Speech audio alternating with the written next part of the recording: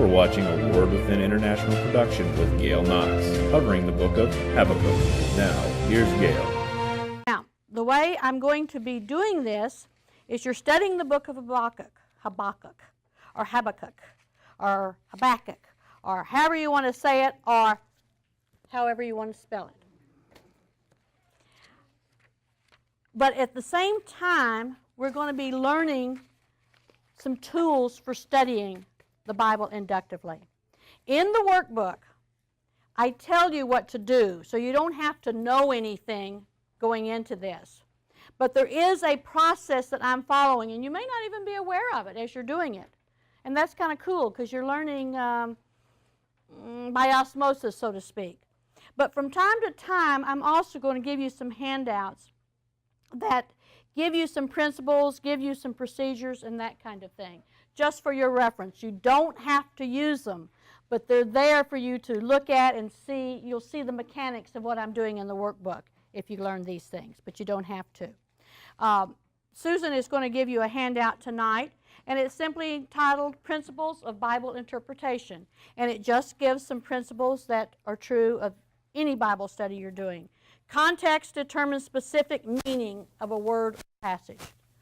If you ever precept upon precept, the phrase was, context is king. And that means that it rules everything that you're looking at. Scripture never contradicts Scripture. Never. That's an absolute.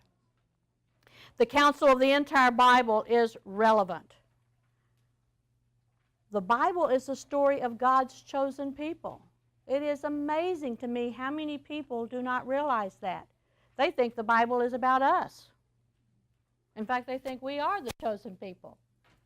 The Jews are God's chosen people, and the Bible is all about His choosing them, His wooing them back to them when they stray, and His continuing to woo them into the future as well. And that's what the book of Revelation is about.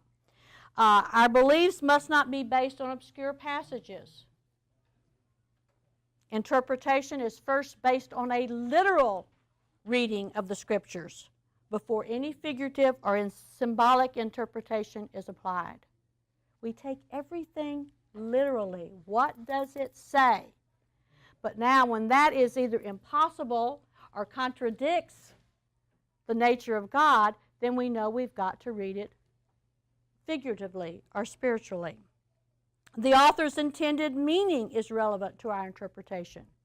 What was the author saying to the people of that time? Maybe quite different today.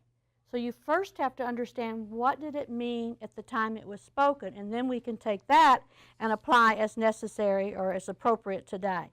And God is always our teacher and not some other person, regardless of their wisdom and apparent knowledge of the Scriptures.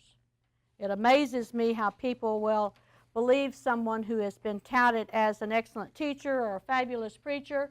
Boy, all they have to do is say something and it becomes Scripture. Only God wrote Scripture. And what anybody else says is not really material. It can give you a starting point, but it's not for you just to swallow hook, line, and sinker.